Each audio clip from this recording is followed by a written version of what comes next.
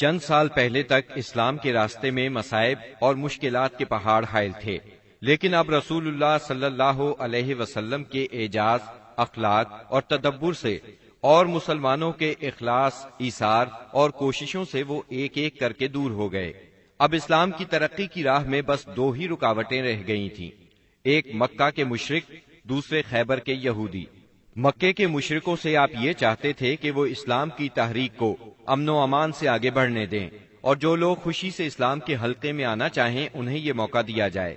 مکہ معظمہ میں غریب اور کمزور مسلمان عورتوں، بچوں اور بے بس مسلمان مردوں کو جو نظر بند کر رکھا ہے انہیں مدینہ منورہ آنے دیا جائے۔ مسلمانوں کو مکہ آنے جانے اور خانہ کعبہ کے طواف اور حج کی آزادی مل جائے۔ دوسری طرف رسول اللہ صلی اللہ علیہ وسلم خیبر کے یہود سے صرف یہ چاہتے تھے کہ وہ اسلام کی طاقت کو تسلیم کر لیں۔ یہ دونوں رکاوٹیں اس سال کے دوران صلح حدیبیہ اور یہود کے مکمل خاتمے سے دور ہو گئیں۔ مہاجرین کو مکہ معظمہ چھوڑے قریباً 6 سال بیت چکے تھے۔ کچھ لوگ کعبے کی زیارت کو بہت ترس رہے تھے اور کچھ اپنے رشتہ داروں سے ملنے کے لیے بے چین تھے۔ دونوں جذبے فطری تھے۔ ہجرت کے مقدس فریضے نے اس فطری جذبے کو دبا دیا تھا۔ ہجرت کے 6 سال مدینہ منورہ میں رسول اللہ صلی اللہ علیہ وسلم کو خواب دکھلایا گیا کہ آپ اور آپ کے صحابہ امن کے ساتھ مسجد حرام میں داخل ہوئے۔ آپ نے خانہ کعبہ کی کنجی لی اور صحابہ کرام سمیت بیت اللہ کا طواف اور عمرہ کیا۔ پھر کچھ لوگوں نے سروں کو منڈوایا اور کچھ نے قصر کروایا۔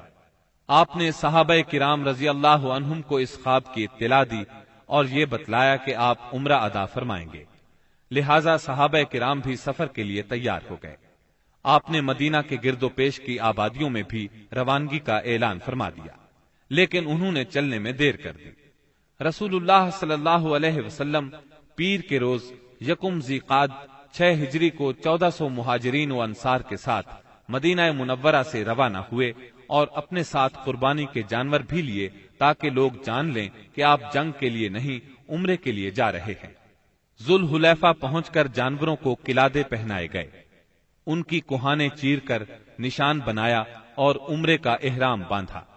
نبی صلی اللہ علیہ وسلم نے سفر جاری رکھا۔ عسفان پہنچے تو آپ کو اطلاع دی گئی کہ قریش مسلمانوں کو بیت اللہ سے روکنے اور جنگ کرنے کا تہیہ کیے بیٹھے ہیں۔ انہوں نے ذی طوا میں پڑاؤ ڈال رکھا ہے اور خالد بن ولید کو 200 سواروں کے ساتھ عسفان کے قریب قراء الغمیم بھیج دیا ہے تاکہ وہ مکہ آنے والا راستہ بند رکھیں۔ نیز اپنی مدد کے لیے حلیف قبائل کو بھی جمع کر لیا ہے۔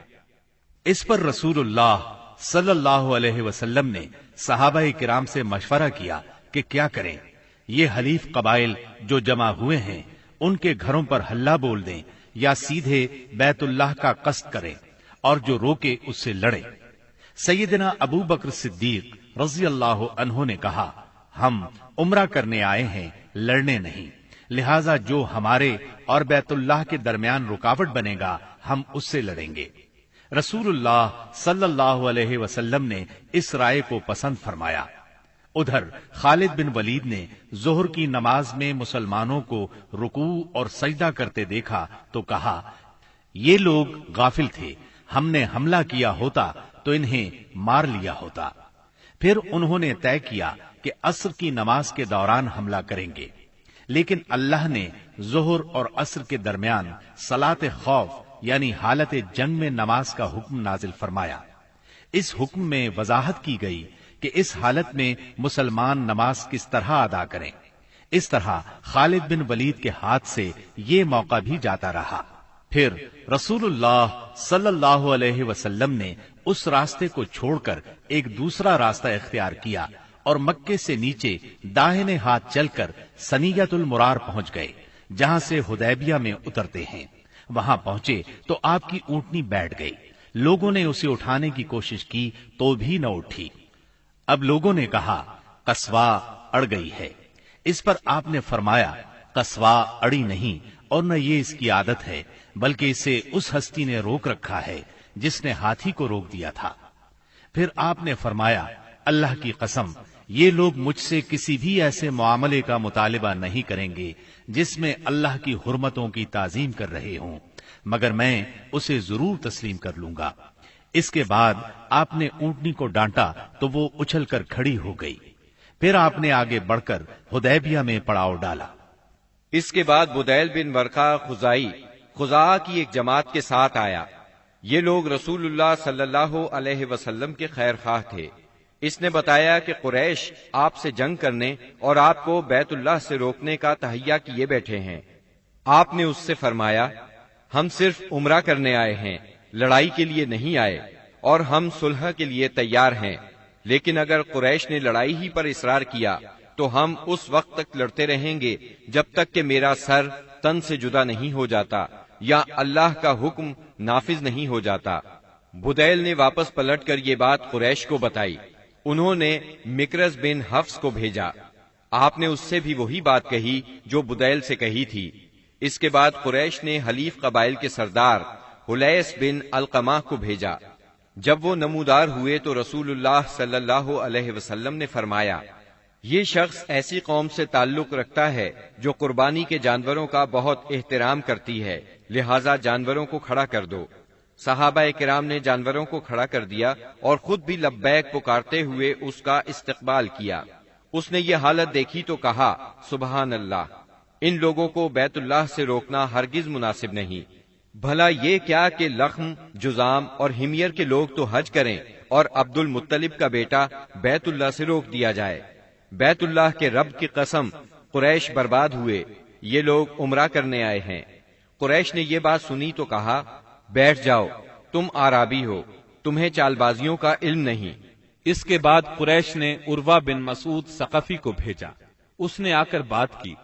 رسول اللہ صلی اللہ علیہ وسلم نے اس سے بھی وہی کہا جو بدیل سے کہا تھا۔ اس نے دربار نبوت کی کیفیت دیکھی تو دنگ رہ گیا۔ اس نے مکہ واپس جا کر کہا، میں نے قیصر و کسریٰ کے دربار دیکھے ہیں، مگر جیسے جانثار محمد بن عبداللہ کو ملے ہیں ان کی کوئی مثال نہیں۔ ان کے نبی جب وضو کرتے ہیں تو یہ لوگ وضو کا پانی زمین پر نہیں گرنے دیتے۔ اب رسول اللہ صلی اللہ علیہ وسلم نے طے کیا کہ قریش کے پاس ایک سفیر بھیجیں جو انہیں یقین دلائے کہ آپ عمرہ ہی کے لیے آئے ہیں۔ چنانچہ آپ نے سیدنا عثمان بن عفان رضی اللہ عنہ کو روانہ فرمایا اور انہیں یہ حکم بھی دیا کہ وہ مکہ کے کمزور مومن مردوں اور عورتوں کے پاس جا کر انہیں قریب ہی فتح کی بشارت سنائیں اور یہ بتلا دیں کہ اللہ تعالی اپنے دین کو مکہ میں ظاہر اور غالب کرنے والا ہے، یہاں تک کہ کسی کو ایمان چھپانے کی ضرورت نہیں ہوگی۔ سیدنا عثمان رضی اللہ عنہ ابان بن سعید اموی کی پناہ میں مکہ معظمہ کے اندر داخل ہوئے اور پیغام پہنچایا۔ قریش نے سیدنا عثمان کو پیشکش کی کہ بیت اللہ کا طواف کر لیں۔ اس پر سیدنا عثمان رضی اللہ عنہ نے فرمایا، یہ کیسے ممکن ہے کہ رسول اللہ صلی اللہ علیہ وسلم کو تو بیت اللہ سے روک دیا جائے اور عثمان طواف کرے۔ پھر انہوں نے سیدنا عثمان رضی اللہ عنہ کو روک لیا۔ غالباً وہ چاہتے تھے کہ آپس میں مشورہ کر لیں، پھر جواب سمیت انہیں رخصت کریں، لیکن ان کے واپس پہنچنے میں دیر ہوئی تو مسلمانوں میں یہ افواہ پھیل گئی کہ انہیں قتل کر دیا گیا ہے۔ چونکہ قاصد کے قتل کا مطلب اعلان جنگ ہے، اس لیے رسول اللہ صلی اللہ علیہ وسلم نے فرمایا، ہم اس جگہ سے ٹل نہیں سکتے یہاں تک کہ ان لوگوں سے مارکا آرائی نہ کر لیں۔ پھر آپ نے ایک درخت کے نیچے 1400 صحابہ کرام سے بیعت لی۔ صحابہ نے بڑی گرمجوشی کے ساتھ موت پر اور میدان سے نہ بھاگنے پر بیعت کی۔ اس موقع پر رسول اللہ صلی اللہ علیہ وسلم نے اپنا ایک ہاتھ دوسرے ہاتھ سے پکڑ کر فرمایا، یہ عثمان کا ہاتھ ہے۔ لیکن جب بیعت مکمل ہو چکی تو سیدنا عثمان رضی اللہ عنہ بھی آ گئے۔ اللہ نے اس بیعت کی فضیلت میں سورۃ الفتح کی آیت 18 نازل فرمائی۔ لقد رضي الله عن المؤمنين إذ يبايعونك تحت الشجرة یقیناً اللہ مومنین سے راضی ہوا جب وہ آپ سے درخت کے نیچے بیعت کر رہے تھے، اور یہیں سے اس کا نام بیعت رضوان مشہور ہوا۔ قریش نے اس بیعت کا حال سنا تو ان پر بڑا زبردست روب طاری ہوا اور انہوں نے صلح کرنے کے لیے سہیل بن عمرو کو بھیجا۔ سہیل بن عمرو نے لمبی گفتگو کی۔ آخر کار یہ شرائط طے ہوئیں۔ نمبر 1، رسول اللہ صلی اللہ علیہ وسلم اس سال مکے میں داخل ہوئے بغیر لوٹ جائیں گے، اگلے سال مکے آئیں گے اور 3 روز قیام کریں گے۔ ان کے ساتھ کوئی ہتھیار نہیں ہوگا، صرف تلواریں ہوں گی، وہ بھی میان کے اندر۔ نمبر 2، فریقین میں 10 سال کے لیے جنگ بند رہے گی۔ نمبر 3، جو شخص محمد صلی اللہ علیہ وسلم کے عہد میں داخل ہونا چاہے داخل ہو سکتا ہے، اور جو قریش کے عہد میں داخل ہونا چاہے داخل ہو سکتا ہے۔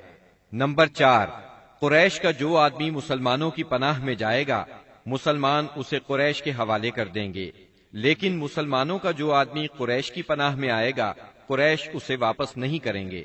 نمبر 5، اس کے بعد آپ نے سیدنا علی رضی اللہ عنہ کو بلایا اور املا کرائی کہ لکھو بسم اللہ الرحمن الرحیم۔ اس پر سہیل بن عمرو نے کہا ہم نہیں جانتے کہ رحمان کیا ہے، آپ بسمک اللہم لکھیں۔ رسول اللہ صلی اللہ علیہ وسلم نے انہیں یہی لکھنے کا حکم فرمایا۔ پھر آپ نے املا لکھوائی، یہ وہ بات ہے جس پر محمد رسول اللہ نے مصالحت کی ہے۔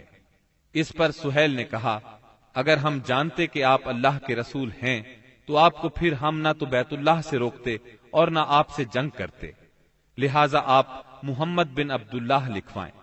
آپ نے فرمایا میں اللہ کا رسول ہوں اگرچہ تم جھٹلاؤ۔ پھر آپ نے سیدنا علی رضی اللہ عنہ کو حکم فرمایا لفظ رسول اللہ کو مٹا کر محمد بن عبداللہ لکھیں۔ سیدنا علی رضی اللہ عنہ نے مٹانا گوارا نہ کیا، اس لیے نبی کریم صلی اللہ علیہ وسلم نے خود اپنے دست مبارک سے مٹایا۔ پھر پوری دستاویز کے 2 نسخے لکھے گئے، ایک نسخہ قریش کے لیے، دوسرا مسلمانوں کے لیے۔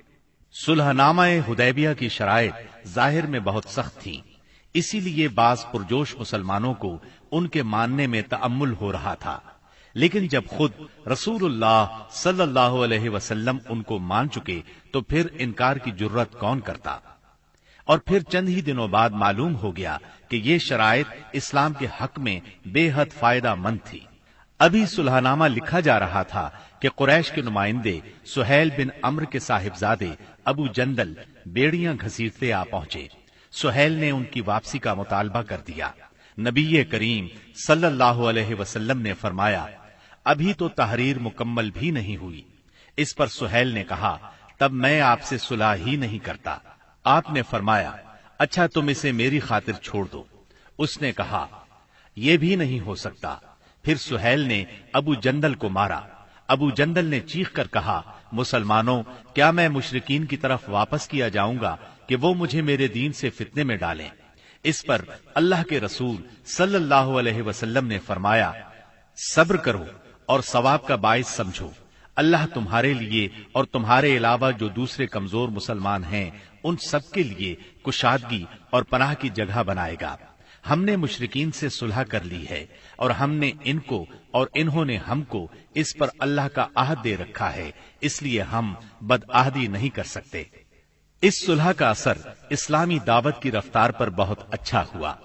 عام عرب سے ملنے اور انہیں اللہ کی دعوت دینے کا موقع مسلمانوں کے ہاتھ لگا، چنانچہ لوگ بکثرت اسلام میں داخل ہوئے اور صرف 2 سال میں مسلمانوں کی تعداد اتنی ہو گئی کہ 19 برسوں میں نہیں ہوئی تھی۔ اکابرین قریش جو کہ قریش کا نچوڑ تھے یعنی عمرو بن عاص، خالد بن ولید اور عثمان بن طلحہ جیسے حضرات اپنی رغبت اور مرضی سے مسلمان ہونے کے لیے خدمت نبوی میں حاضر ہوئے، اسلام پر بیعت کی اور اس کے راستے میں جان، مال، صلاحیت، طاقت اور اپنا سب کچھ قربان کرنے کا معاہدہ کیا۔ تب آپ نے فرمایا مکہ نے اپنے جگر گوشوں کو ہمارے حوالے کر دیا۔